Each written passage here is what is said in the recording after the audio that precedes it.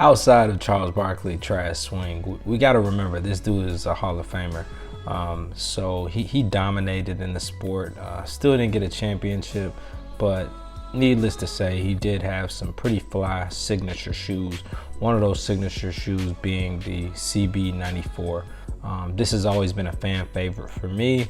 I love how there was a nice fusion between the black and white with some speckles of white and then the accents of purple to kind of just go just right with that Phoenix Suns jersey. I really liked how they were executed. The pair has just always kind of stuck out in my mind as one of my favorites, signature shoes from the NBA player. And so here we have some more detailed pictures into the shoe.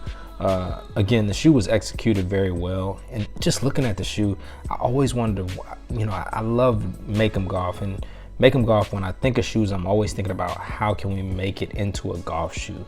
But the thing with this shoe is that it's a high top. So I did have an aha moment where I was like, oh yeah, they did release the CB94 in a low top shoe. And so once I found that low top shoe, I'm like, okay, cool. This is the OG. It's got the purple accents. It's perfect.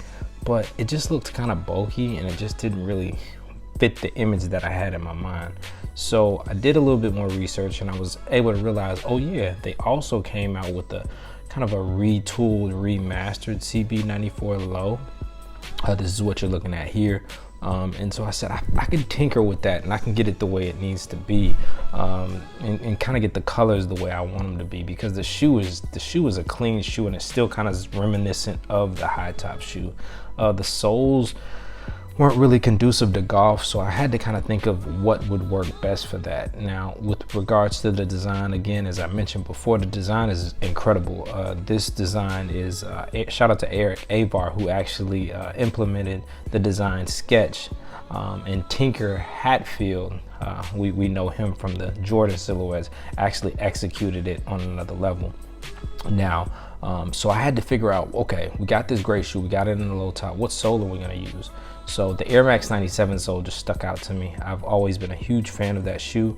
So just seeing the sole come out was just perfect, and I figured it'd be a great fusion for it.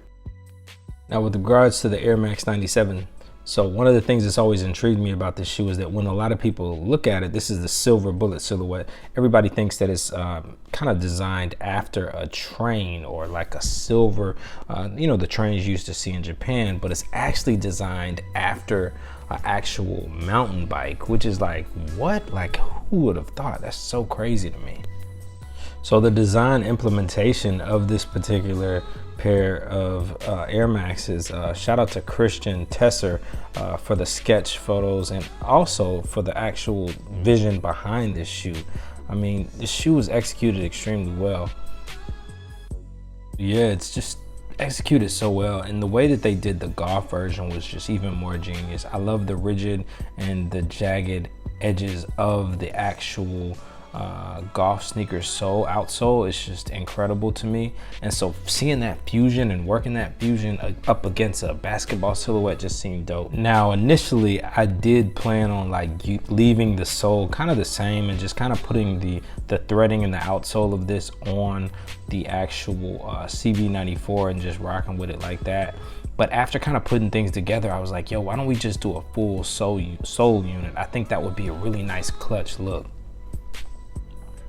So needless to say, after I put everything together, I was just like, yo, this is next level. And I'm glad I did the full Air unit in the Max 97 because it worked out really well. So let's take a look. And here we go.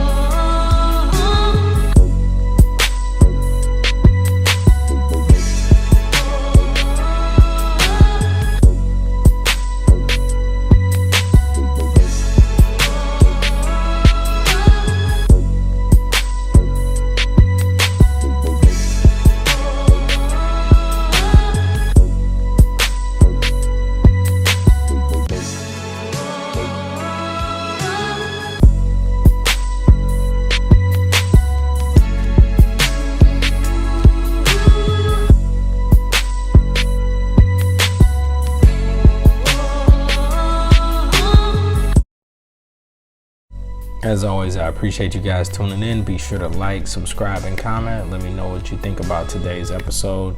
Otherwise, blessings, and I'll see you guys real soon.